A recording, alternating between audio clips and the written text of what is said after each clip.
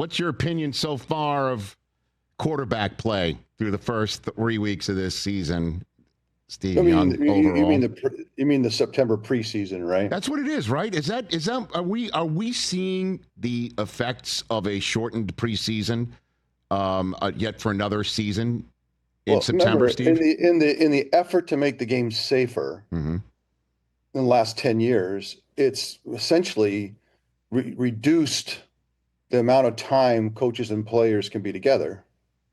And so the sophistication goes down, and free agency is as wide open as it's ever been.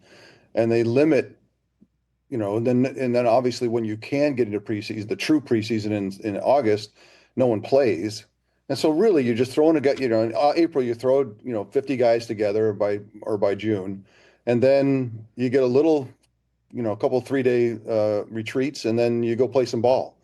And so compared to, and I don't want to be the guy get off my lawn, but in the old days where you really spent the whole year with your coaches grinding through 5 years of tape and refining the aspects of your offense and the sophistication. And that's why, Tom Brady said it best when I saw him right at the end of his career. He's like, what's the difference? And he says, well, the flats are always open, the middle of the field's unpatrolled, and no one can touch me. That's overstatement, of course. It's conflated, but, and so then football, you asked me about quarterback play. It's just defense is much easier to get good at than offense. Offense has much more technical parts of it, and it's tender, tedious work. And so the offense will always lag. That's why you see better offense towards the end of the year and better defense early. And so, so what do I see so far? The great teams are showing, and the really bad teams are showing, and then there's 25 teams in the middle that just like, please make me 2-2 in October so I can, figure out who we are. Right, that's what it looks like right now, and it appears to be with Daniel Jones off to a 3-0 start, yet another quarterback that needed 6-7 years to potentially find the right spot, or we can't already anoint him, if you will, the next Baker, next Goff, next maybe even Sam Darnold here, Steve. Rich, again, let's just talk about it for a second. Sure. Before the rule changes in the past, the old days, I felt like there was 5 really great places for quarterbacks in the league. Yes.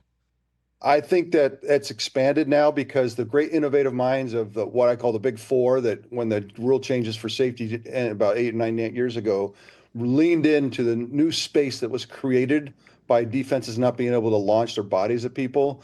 The Sean McVays, the Kyle Shanahans, the Andy Reids, and the Sean Paytons all leaned in.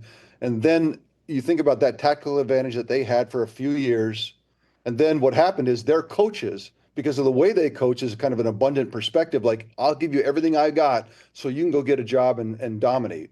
So what happens around the league is all those coaching trees flood the league. And so the tactical advantage goes away because everyone's doing the same thing. But it's still not everybody. I think there's probably 15 places that are awesome for quarterbacks. 5 are super awesome. And what you're seeing is, in the past, there were so few places great for quarterbacks that a guy would come in, he'd get mauled, a rookie, high draft choice in a bad team, and he looks like he sucks, he's terrible, and you end up, they can't get back on track. In today's game, there's more places where quarterbacks can find out how good they are, which is the gift, right? It's like, we'll let you see how good you really are. And you're seeing the Sam Darnolds and the Mac Jones and the Daniel Jones find homes where they can find out how good they are. And by definition, where they were wasn't allowing that. That's just a fact. Hey, you made it all the way to the end. Thanks for that. Check us out every single day streaming live on Disney Plus and the ESPN app 12 to 3 Eastern.